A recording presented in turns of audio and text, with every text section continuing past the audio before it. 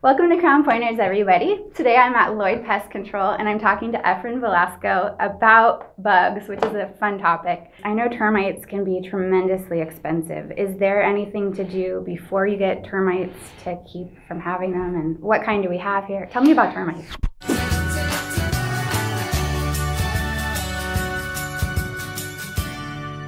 There are two basic kinds that we worry about in structures. There's subterranean termites and there is drywood termites.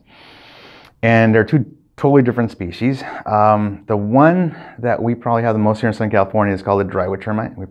We have the western drywood termite. And it's called the drywood termite because they don't need a lot of moisture. And the fact that they don't need moisture means that they can get anywhere inside of a structure. So if there's an opening, by opening I mean unfinished, unpainted, unvarnished wood, or even if it's painted and maybe there was a little drill hole there from Christmas lights from last, they can get in.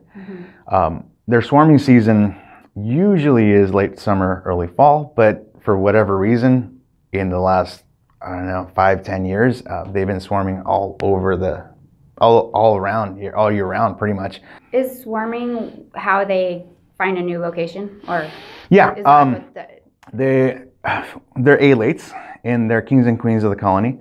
And what it is, those swarmers are the ones that reproduce, and normally they're gonna, for the western drywood termite, what it does is it'll come out and it'll go toward light.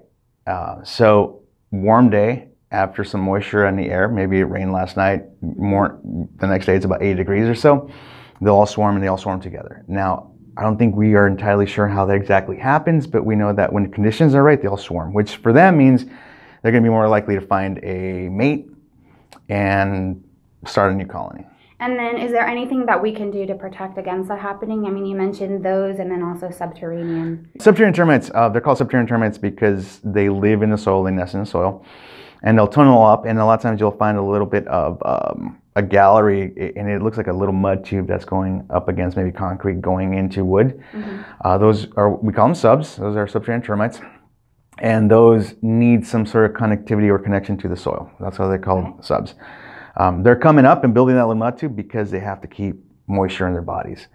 They pretty much have to keep that moisture in their entire lives. So the little tube is protection for them. If you ever break one apart, you'll see moisture on the inside and you see them kind of running up and down. That's because that protects them and that keeps that moisture in their bodies. So they need to be in the soil. That's where their nest is, but they're coming up and they're looking for food. They're bringing up moisture to the wood, helping it break down, and then bringing it back down to the colony and feeding the rest of the colony mates. So what should people do to avoid the really expensive tenting that sometimes happens when termites take over? Yeah, that's a little bit harder because I don't know that there's one specific thing that you can do. Trying to keep your home as well maintained as possible. Try to keep paint on it as best you can, and I know that's almost impossible because wood expands, it contracts, but keeping paint on it means that termites can't get through it, especially drywood termites. The other thing is regular ongoing maintenance, inspections. We do inspect. Basically, we have a termite inspector that will go out there, take a look at the house and see if he can see if there is any presence of termites and also those conducive conditions. Catch it early. Catch it early and identify conducive conditions. And it's going to be moisture sources, it's going to be earth-to-wood contact. There's a whole bunch of stuff that an inspector will look at in the structure while he's doing an inspection, and then he'll identify these things and we'll sit down and say, okay, these are the things that are in your home.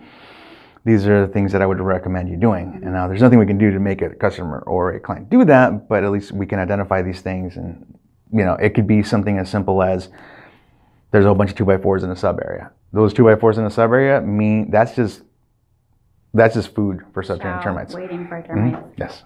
Excellent. Okay. Well, everyone, thanks for watching Crown Pointers. Efrain, thank you for your expertise. And if you guys want to check out Lloyd Pest Control, go to lloydpest.com. I've gotten a chance to know some of the management team, and they're just a really ethical, wonderful company, and I appreciate your time. Thank you.